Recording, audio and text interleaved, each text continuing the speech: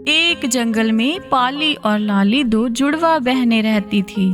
वह दिखने में दोनों एक जैसी ही थी। फर्क सिर्फ इतना था कि लाली की पूंछ का रंग लाल था और वह बहुत ही मेहनती और वफादार थी, और दूसरी तरफ पाली की पूंछ का रंग सफेद था और वह बहुत ही चालाक और लालची थी। लाली अथवा जंगल के सभी जानवर अपने लिए हर रोज खाना इकट्ठा करने के लिए लगे रहते थे, और शाम होने तक सभी जानवर खाना लेकर अपने घरों में लौट आते थे। परंतु पाली कभी भी मेहनत करने के बारे में नहीं सोचती थी। वह हमेशा दूसरों का खाना चुराने के बारे में सोचती रहती थी। शाम का वक्त हो गया है। सभी जानवरों ने अपने घरों में खाना इकट्ठा कर लिया होगा। अभी चुपके से जाकर देखती हूँ आज किसका खाना मुझे खाने को मिलेगा। हा हा हा हा हा हा। पाली चोरी छुपे अपनी चालाकी से जानवरों के घरों में से खाना चुराकर अपनी गुफा में ले आती थी, और फिर आनंद से वे खाना खाया करती थी और खूब मजे उड़ाती थी। यह सब देखकर जंगल के जानवर बहुत परेशान थे। तभी भालू सभी से कहने लगता है, हम कितनी मेहनत से खाना इकट्ठा करते हैं, पता नहीं कौन हमारा खाना चुरा कर ले जाता है। अब और बर्दाश्त नहीं होता। हमें तुरंत ही इसके बारे में शेर खान को बताना होगा।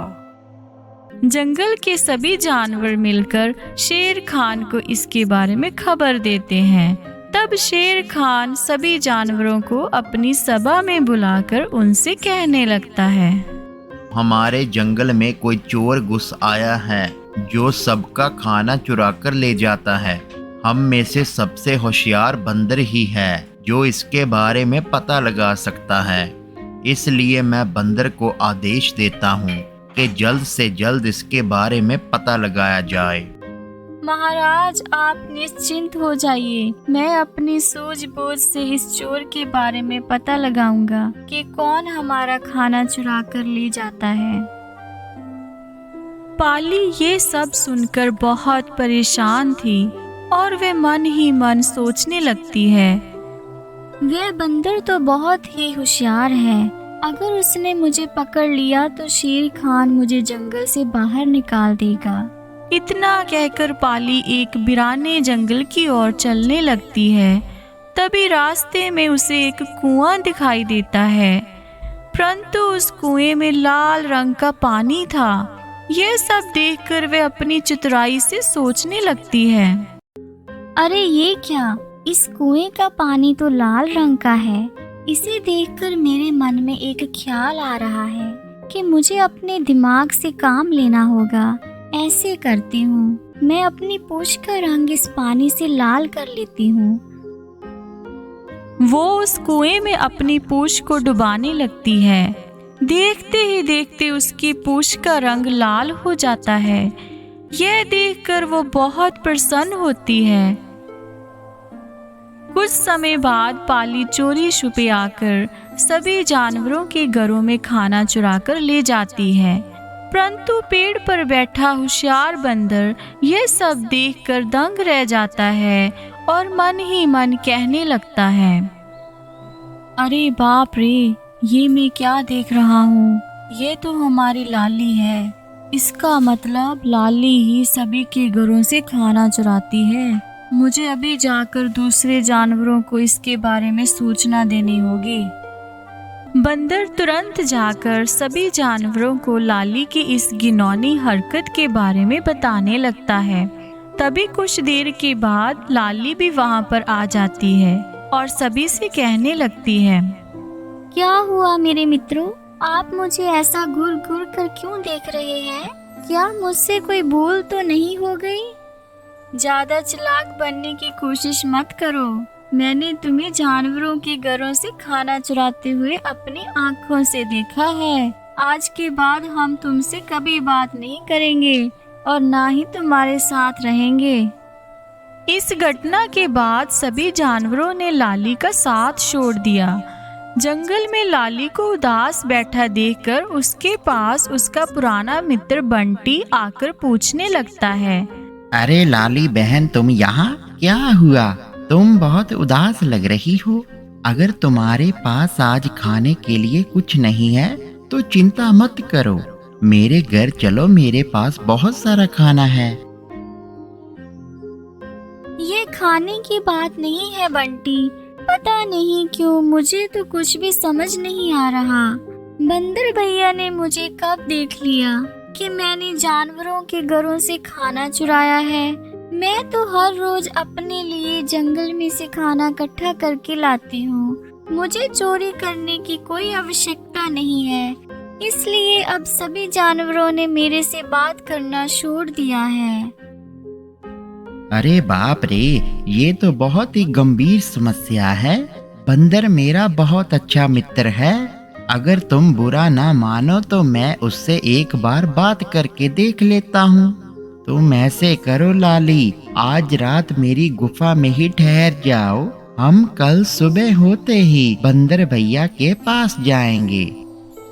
लाली बंटी के साथ उसकी गुफा में ही रात को ठहरने लगती है और सुबह होने का इंतजार करने लगती है। सुबह होते ही बंटी लाली को बंदर भैया के पास ले जाकर पूछने लगता है। अरे बंदर भैया, ऐसा लग रहा है कि तुम्हें कुछ गलत फहमी हो गई है भाई। लाली ऐसा कभी नहीं कर सकती। मैं उसका सबसे पुराना मित्र हूँ। मैं अपने दावे से कह सकता हूँ कि लाली कभी भी चोरी नहीं कर सकती। वो तो बहुत ही मेहनती और ईमानदार है। नहीं नहीं बंटी, इसकी बातों में मत आना। ये चोर है, इसे दूर रहो। ये सभी जानवरों के घरों से फल चुराती है। मैंने कल रात इसको फिर देखा। इसने गुरिल्ला भैया के घर से फिर सारे फल चुरा लिए थे। ये तुम क्या कह रहे हो बंदर भैया? कल रात तो लाली मेरे साथ मेरी गुफा में ठहरी थी और मैंने इसे पेट भर खाना खिलाया था। ये तुम कैसी बातें कर रहे हो? कल रात में बंटी की गुफा में ही ठहरी थी। ये तुम क्या कह रहे हो? कहीं ये मेरी बहन की चाल तो नहीं? क्योंकि मेरी जैसी तो मेरी बहन ही दिखती है। क्या तुमने मेरी बहन को तो नहीं देख लिया फल चुराते हुए? नहीं नहीं, ये कैसे संभव है? तुम्हारी बहन की पूंछ का रंग तो सफेद है, परंतु मैंने जिसे देखा था उसकी पूंछ का रंग तो लाल था, और लाल पूंछ तो सिर्फ तुम्हारी ही है। तुम कह रही हो कि तुम रात भर बंटी की गुफा में ठहरी हुई थी। तुम तो जानते ही हो, इसकी बहन पाली बहुत ही चालाक और लालची है। मुझे तो यह उसकी ही चाल लग रही है भाई। मैं तो कहता हूँ आज रात हम तीनों झाड़ियों के पीछे छुपकर इस राज का पता लगाते हैं। बंदर, बंटी और लाली झाड़ियों के पीछे छुप जाते हैं। तभी वे देखते हैं कि पाली चुपके से आकर जानवरों के घरों से खाना चुराकर ले जाती है, परंतु उसकी पूंछ का रंग लाल देखकर वे तीनों दंग रह जाते हैं। अरे बाप रे, मुझे तो विश्वास ही नहीं हो रहा। हाँ हाँ, तुमने सच कहा था। ये तो मुझे पाली ही लग रही है। हमें इस राज का पता लगाने के लिए इसका पीछा करना होगा कि आखिर ये कहाँ जाती है और ये सब कैसे हो रहा है। अगले दिन पाली फिर से अपनी पूंछ का रंग लाल करने के लिए उसी लाल रंग के कुएं की तरफ जाने लगती है। देखते ही देखते वे अपनी पूंछ को उस कुएं में डुबोकर उसे लाल कर लेती है। सचमुच ही तुम्हारी बहन बहुत चालाक है। देखो उसने कैसे अपनी पूंछ का रंग लाल कर लिया ताकि सभी तुम पर ही शक करें और वे कभी भी पकड़ी न जाए। मैं अभी जाकर इसके बारे में शेर खान को खबर देता हूँ। बंदर शेर खान को पाली की चालाकी के बारे में बताता है। तब शेर खान सभी जानवरों को साथ में लेकर इस दृश्य को देखने के लिए वहां पर पहुंच जाता है। जंगल के सभी जानवर ये सब देखकर दंग रह जाते हैं।